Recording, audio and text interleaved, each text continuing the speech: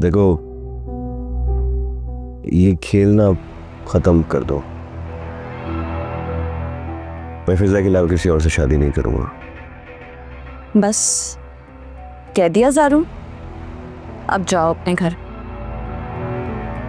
फिजा से बात करनी है। नहीं करेगी वो तुमसे बात? फिजा, रुक जाओ ज़ारून। फिजा, कल मैं घर आऊंगी तो मॉम के सामने तुम्हारी बात होगी। फिजा, ज़ारून बस कर दो, मेरे घर में किसी किस्म का तमाशा लगाने की जरूरत नहीं है। फिजा, जाओ यहाँ से। क्या हो गया तुम्हें? नहीं बात करनी उसने तुमसे। Fiza, Zaroon, don't create a scene, just leave. क्या कर रहे हो तुम? मुझे तुमसे बात करनी है। ये क्या कर रहे हो तुम? ज़ारून छोड़ो उसका हाथ। फिजा वापस आओ। तुम लोग क्या कर रहे हो? शर्म आनी चाहिए। इतने बेहया हो गए इन दोनों। यकीनन फिजा ने बुलाया, इसीलिए इतने धड़ल्ले से चली गई है उसका हाथ पकड़ के। शर्म नहीं आती, बेहया लड़की। अभी बताती हूँ मैंने। रिदा, हाथ छोड़े मेरा। फिजा प्लीज। अगर आज मैंने आपकी बात सुन ली ना, तो आपकी बहन मुझे किसी और की बात सुनने के काबिल नहीं छोड़ेगी। प्लीज मेरा पीछा छोड़ दे। यही तो कहना चाह रहा हूँ कि ऐसा कुछ भी नहीं है, मैं हूं ना तुम्हारे साथ। अगर आप मेरे साथ होते तो आज ऐसा नहीं हो रहा होता।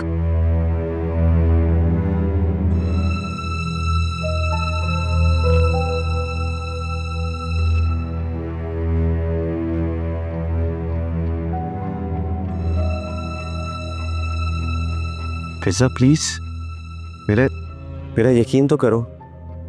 मुझे एक मौका तो दो कि मैं अपनी बात को क्लियर करूं। क्लैरिटी? कैसी क्लैरिटी? अगर आज मैं आपके साथ चली गई तो इस घर के दरवाजे मेरे ऊपर हमेशा के लिए बंद हो जाएंगे, और यहाँ मेरी एक बहन भी रहती है। कभी सोचा है आपने? खुदा के लिए हमारी जिंदगी जहन्नुम मत बनाए। फिजा प्लीज।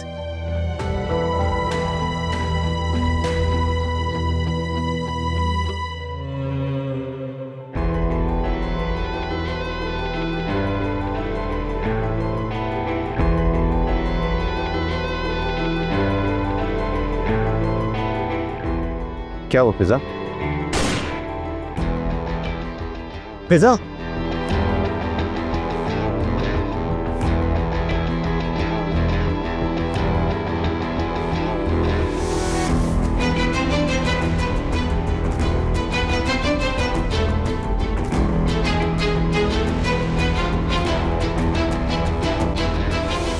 रिदा, सच सच बताओ मुझे, ज़ारून को फिजा ने बुलाया था ना?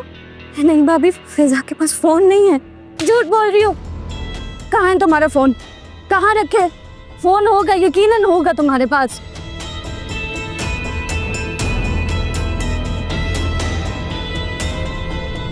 झूठ बोल रही हो तुम, झूठी लड़की। शर्म नहीं आती तुम्हें? हाँ, कहाँ है तुम्हारा फोन? बताओ मुझे। नहीं है फोन।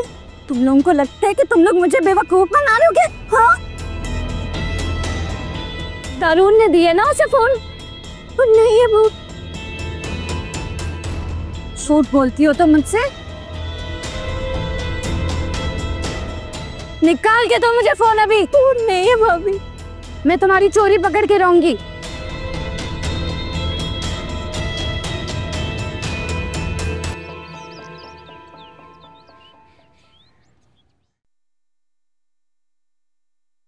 तुम बहुत बेसब्री हो ज़ीनत। मैंने तुम्हें समझाया था ना, इतनी जल्दी अपनी सास से टक्कर मत लेना। अरे पगली, जो गुड़ से मर जाए उसे जहर देने की जरूरत ही क्या है? अम्मी आपको नहीं पता, वो एक जहरीली औरत है। वो गुड़ से नहीं मरेगी, उसको जहर देना पड़ेगा, जहर। तुम दोनों की मजबूरी है कि इस वक्त एक दूसरे का साथ दो। अम्मी आप ही मुझे बताएं कि मैं अरहम की अम्मी का साथ आखिर क्यों दूं? क्योंकि ना तुम अरहम की पसंद हो, ना ही उसकी मर्जी से इस घर में, और ये बात मत भूला करो बेटा। शहनाज ने बिल्कुल ठीक कहा है, माँ नहीं बदली जाती, बीवी जरूर बदली जा सकती है। अरे अगर तुम्हारे लड़ाई झगड़ों से तंग आकर उसे तुम्हें छोड़ने का फैसला कर दिया तो कौन यहाँ तुम्हें रोकने वाला है? पूरा नहीं सही, कुछ अरसे के लिए अपनी सास से दोस्ती कर लो, दुश्मनी छोड़ दो।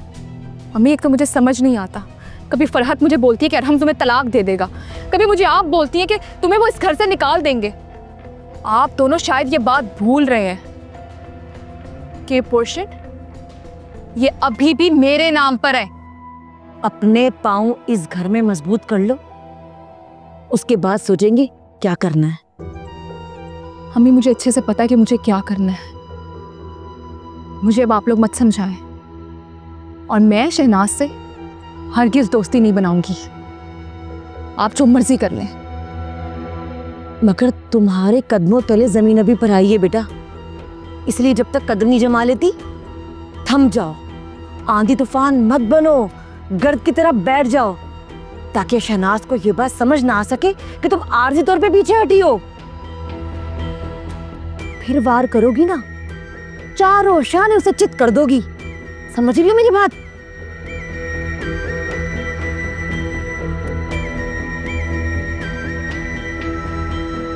ठीक है अम्मी, जैसे आप कहें।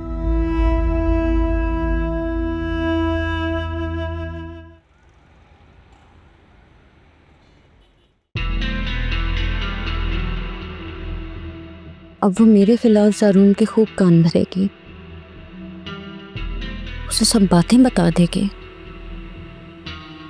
और मेरा भाई वो मुझसे मज़ीद दूर हो जाएगा, कहीं वो मुझसे मिलना भी ना छोड़ते। तो ज़ारून भी इतना जज्बाती हो गया, कैसे संभालूं मैं सारे मामले को। ये फिजा शुरू दिन से मुझे तकलीफ दे रही है, दुख दिया इसने मुझे। पहले ये साकिब के कान भरती थी, शादी होने से पहले भी उसे मना करती थी, और अब ज़ारून को मेरे खिलाफ कर रही है, मेरे अपने भाई को। माफ़ नहीं करूँगी इसे, माफ़ नहीं करूँगी, माफ़ी बनती नहीं है इसकी। ऐसा सबक सिखाऊंगी, याद रखेगी सारी ज़िंदगी। और ये पागल रहता, कहीं ये मर तो नहीं गई? कमबख्त आवाज़ भी नहीं आ रही इसके, जाके देखूं तो सही।